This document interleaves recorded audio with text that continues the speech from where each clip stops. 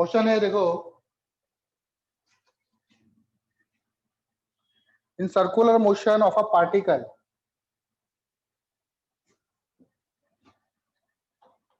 in circular motion of a particle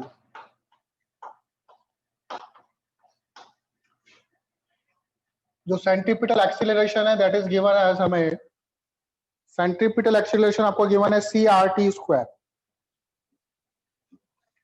C R T square. ये C क्या है यहाँ पे, C is a constant, R क्या है आपका रेडियस, सी कांस्टेंट है और आर रेडियस दे रखा है। हमें पावर निकालनी है, find power delivered by acting force to this particle of mass m. Find power delivered by acting force on this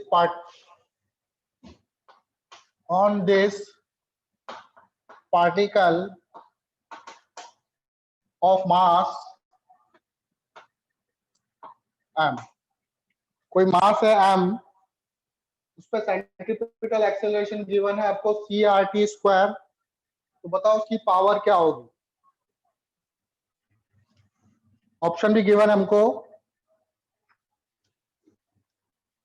options are M C R square T, second option mc r square t by 2,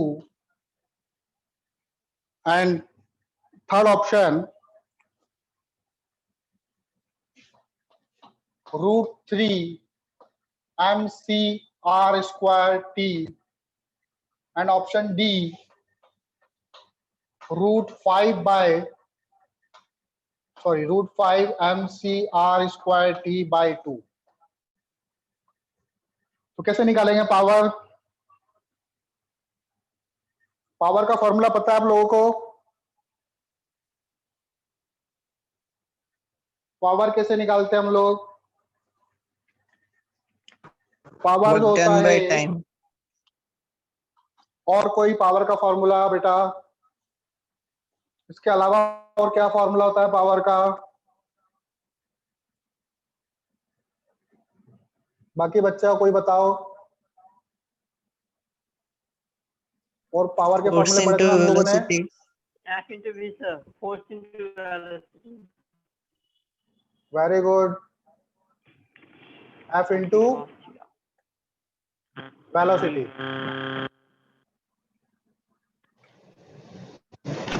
ठीक है, force into velocity power होती है हमारी। तो हमें acceleration दे रखा है, क्या मैं वेलोसिटी निकाल सकता हूं?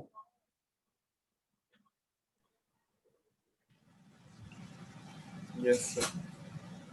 तो निकालो वेलोसिटी। मुझे एक्सीलरेशन गिवन है, क्या मैं वेलोसिटी निकाल सकता हूं? सेंट्रीपिटल एक्सीलरेशन का फॉर्मूला लगाओ, वहां से निकलेगी आपकी वेलोसिटी।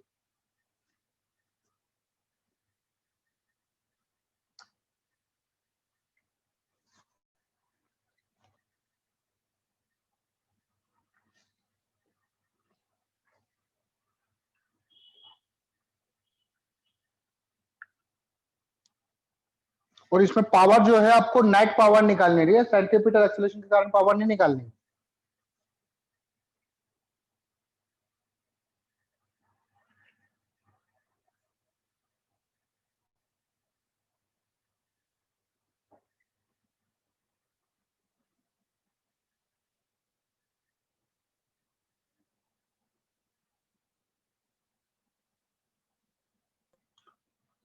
हमें सेंट्रीपिटल एक्सीलरेशन दे रखा है और हमें पावर निकालनी है।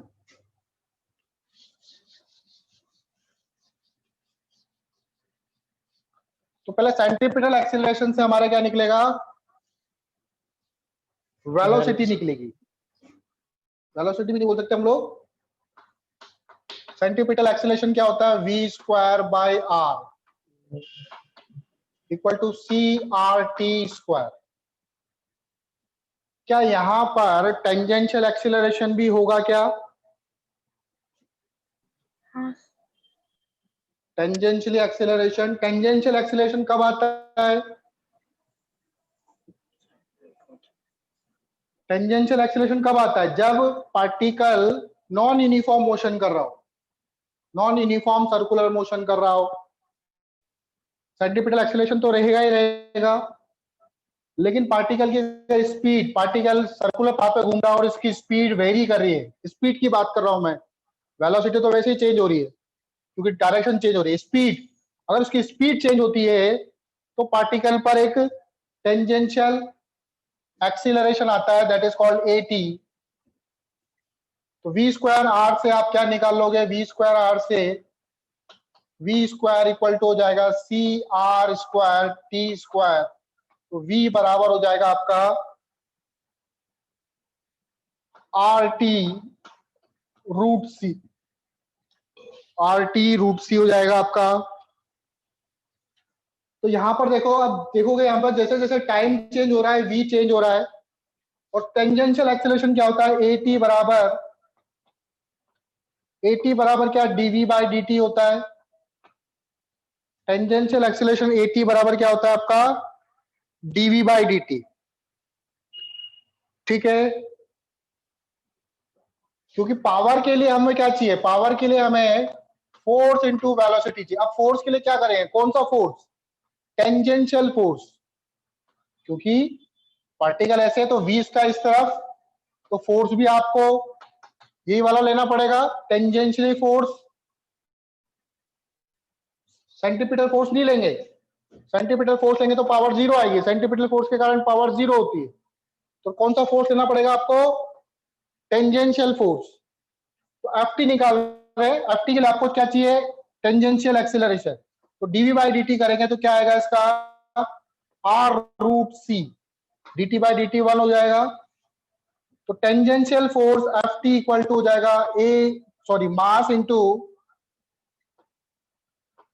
टेंजेंशियल एक्सीलरेशन AT हो जाएगा mr√c, हो जाएगा mr√c। ठीक है, तो पावर इक्वल टू क्या हो जाएगी आपकी?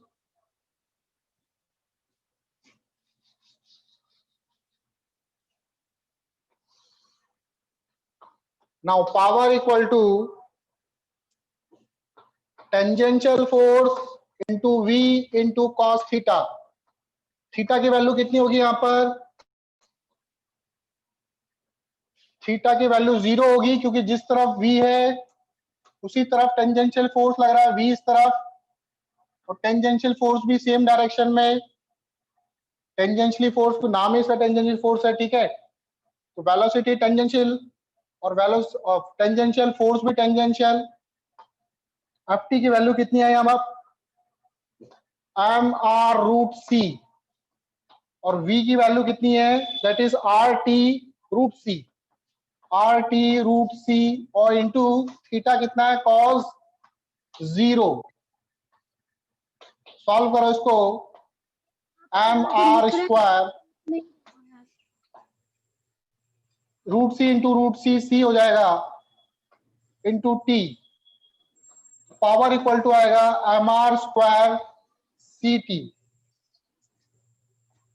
पावर इक्वल टू हो जाएगा mr स्क्वायर ct। हाँ 2 minute, mr square into ct। 2 minute में इसको थोड़ा सा उधर, ठीक है। अब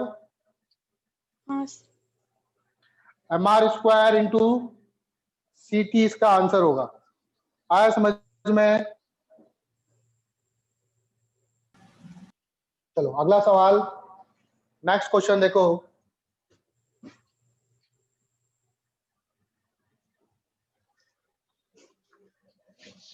पहले तो एक कॉन्सेप्ट देखो।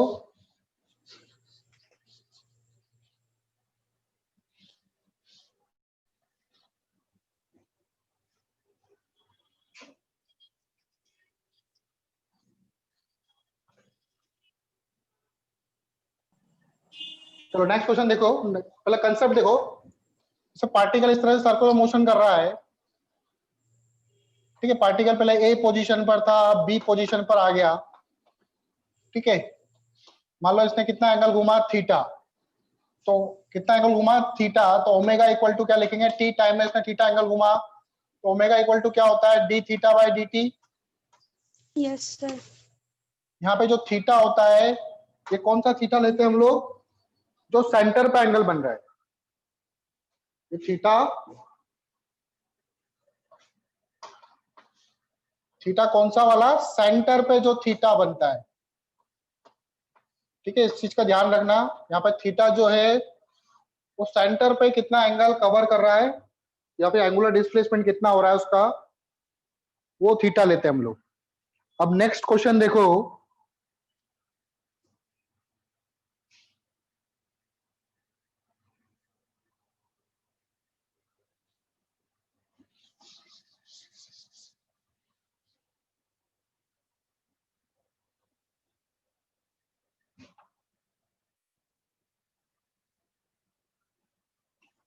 ठीक है, एक पार्टिकल है जो सर्कुलर पाथ पे मूव कर रहा है,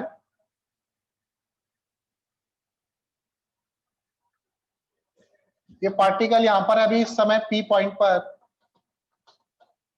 और ये पॉइंट आपको दे रखा है ओ, ये इसका सेंटर सी। तो पार्टिकल जो है इस पे जो फोर्स लग रहा है वो एफ, वो किस इस तरह से लग रहा है, ये वाला एंगल है थीटा। तो particle move in a circular path such that force on it, particle moves in a circular path such that force on it acts towards O, acts towards O point की तरफ force लग रहा है, ठीक है, act towards point O। Find value of alpha by omega square, find value of alpha by omega square if theta is equal to 45 degree. Theta हमारा कितना दे रखा है, 45 डिग्री, ये एंगल 45 है। ऑप्शन है आपके, ऑप्शन है 1532,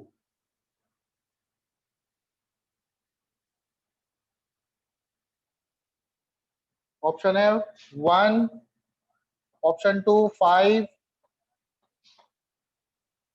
option 3 3, option 4 2, and also find